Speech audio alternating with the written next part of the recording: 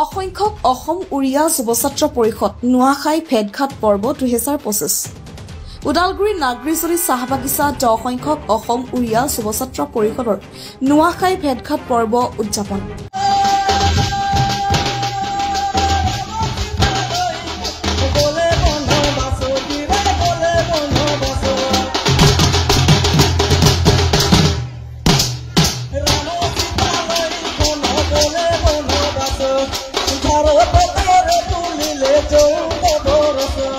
তামুলপুৰ জিলা উদ্যোগত লগতে নাগৰিচলি আঞ্চলিক কমিটি আৰু ৰাইজৰ সহযোগত নাগৰিচলি চাহবাগিচাৰ নোয়াখাই ৰংগমঞ্চ ভৱনত আজি এই অনুষ্ঠানটো আয়োজন কৰে। এই অনুষ্ঠানটিত পুৱা 8 বজাৰ পৰা পতাকা উত্তোলন, স্মৃতি তৰ্পণ, বৃক্ষৰোপণ, বাৰেবৰণীয়া সাংস্কৃতিক যাত্ৰাকে ধৰি বিভিন্ন কাৰ্যসূচী ৰূপায়ণ কৰে। কৃষিভিত্তিক উৎসৱ এই নোয়াখাই পৰ্বতী উৰিয়া জনগোষ্ঠীৰ কলা সংস্কৃতি ৰীতি নীতি বজাই ৰাখিছে আদি ডেকা গাভৰু আনন্দত উৎফুল্লিত হৈ পৰিছে।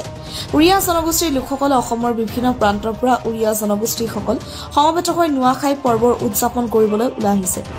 আজিৰ এই কাৰ্যসূচীত উপস্থিত কেন্দ্ৰীয় সমিতিৰ সভাপতি লক্ষীধৰ তাঁতী, বিশিষ্ট অতিথি হিচাপে উপস্থিত থাকে ধৰ্মনাৰায়ণ দাস, অসম উৰিয়া যুৱছাত্ৰ পৰিষদৰ ওদালগুৰি জিলাৰ প্ৰাক্তন সভাপতি সুৰেণ বাঘ, ওদালগুৰি জিলা উপসভাপতি, ওদালগুৰি জিলা সাধাৰণ সম্পাদক শিৱাসাগৰ, অসম উৰিয়া যুৱছাত্ৰ পৰিষদৰ বিটিচি প্ৰাক্তন সাংগঠনিক সম্পাদক চিন্তু জে নায়ক, লগতে সমূহ ৰাইজ।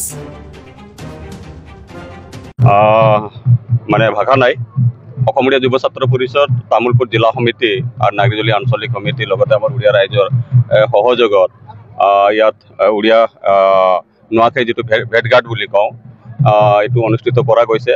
ইয়াৰ আঁৰত যিটো লক্ষ্য আৰু উদ্দেশ্যটো আছে, নোয়াখাইৰ জৰিয়তে আমাৰ ভাষা, আমাৰ সংস্কৃতি, আমাৰ কলা কৃষ্টি যিবোৰ হেৰাই যাব ধৰিছে সেইবোৰক কেনেকৈ আমি জীয়াই ৰাখিব পাৰোঁ আৰু কি ধৰণে কি প্ৰচেছত আমি চৰকাৰৰ ঘৰত এইবোৰ উপস্থাপন কৰিলে যাতে নেকি সেইবোৰ সফল হ'ব পাৰি।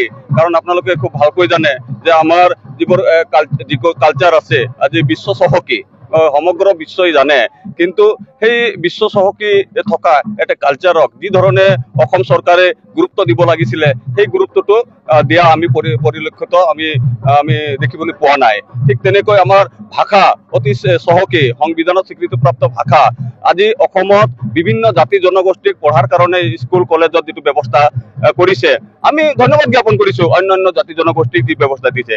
কিন্তু উৰিয়া জনগোষ্ঠীৰ চহকী ভাষা থকা স্বত্তেও আমি বিচৰা নাই অসমত স্কুল, কিন্তু এডিশ্যনেল ছাবজেক্ট এটা তেওঁলোকে দিব পাৰে। নিউ এডুকেশ্যন যিটো পলিচিৰ ভিতৰত থাকিও ব্যৱস্থা কৰিব পাৰে। আমি বহুবাৰ আমি চৰকাৰক দাবী জনাইছোঁ যে উৰিয়া ভাষাটো যাতে নেকি আমাৰ নেক্সট জেনেৰেশ্যন পাহৰি নাযায়, তাৰ কাৰণে স্কুল কলেজত এটা ব্যৱস্থা কৰক, অন্তৰ্ভুক্ত কৰাৰ এটা ব্যৱস্থা কৰক। চৰকাৰে বাৰে বাৰে কৈ আছে হ'ব, কিন্তু আজিলৈকে তেওঁলোকে কৰা নাই। আজি কিছুদিন আগতে আমি দেখিবলৈ পাইছো যে 6-7টা জাতি জনগোষ্ঠীৰ মানে ভাষাত তেওঁলোকে নিজৰ ভাষা যাতে পঢ়িব পাৰে সেই ব্যৱস্থাটো কৰিছে।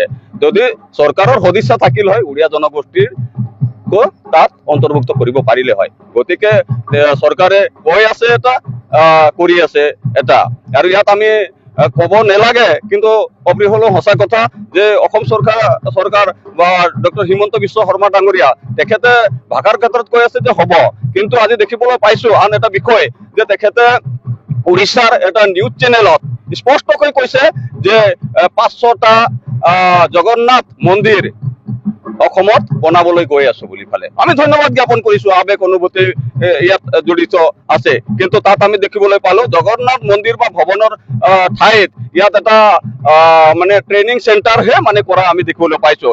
যদি জগন্নাথ মন্দিৰ হয় তেনেহ'লে জগন্নাথ মন্দিৰৰ ভিতৰত কেতিয়াও লেট্ৰিন বাথৰুম এটাচ নাথাকে, কাৰণ মন্দিৰৰ ভিতৰত এইটো নাথাকে। গতিকে মন্দিৰ যদি আপুনি কৈছে মন্দিৰ কৰক, তাত আপুনি স্কিল ডেভেলপমেণ্ট ট্ৰেইনিং চেণ্টাৰ কৰিব নালাগে, কাৰণ ভগৱানক লৈ ফালে ইয়াত ৰাজনীতি কৰাটো উচিত বুলি আমি নাভাবোঁ। ঠিক তেনেকৈ আৰু বহুত তেনেকুৱা ব্যৱস্থা আছে যিটো নেকি আমি চৰকাৰক দৃষ্টিগোচৰ কৰি আছোঁ। বাৰে 28 তাৰিখত চৰকাৰী বন্ধৰ কথা, যিটো সীমিত বন্ধৰ কথা ঘোষণা কৰা গৈছিল, কিন্তু আমি ভালকৈ দেখাব নাপালোঁ যে চৰকাৰৰ যিটো গেজেটেড নটিফিকেশ্যন 2 এদিন আগতে প্ৰকাশ হ'ব লাগে, কাৰণ বিটিচি গভৰ্ণমেণ্টে তেওঁলোকেও ৰেষ্ট্ৰিক্টেড হলিডে দিলে, কিন্তু 2 এদিন আগতে তেওঁলোকে নটিফিকেশ্যন জাৰি কৰিলে, কিন্তু অসম চৰকাৰে সেইটো কৰা আমি দেখিবলৈ নাপালো। গতিকে আমি আহ্বান জনাইছো যাতে নেকি বিজেপি চৰকাৰে আগন্তুক দিনত যাতে নেকি আজি নোৱাখাইৰ দিনটোত যাতে নেকি আমাৰ যে চাহ বাগিচাবোৰত যিসকল আমাৰ মা ভাই ভনী জড়িত আছে তেখেতসকলক যাতে ছুটি সহ